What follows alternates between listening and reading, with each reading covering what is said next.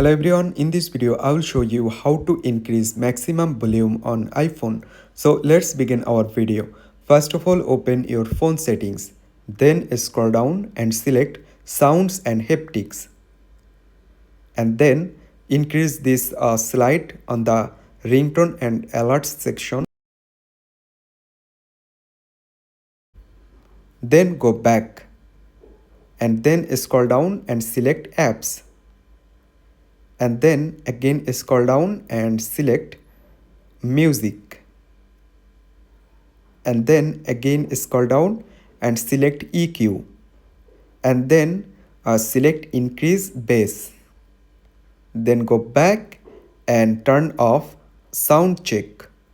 Right now again navigate the main menu of settings and then again select sound and haptics, and then again scroll down and select headphone safety, and then turn off this button. That's it. I hope you can understand. Thanks for watching.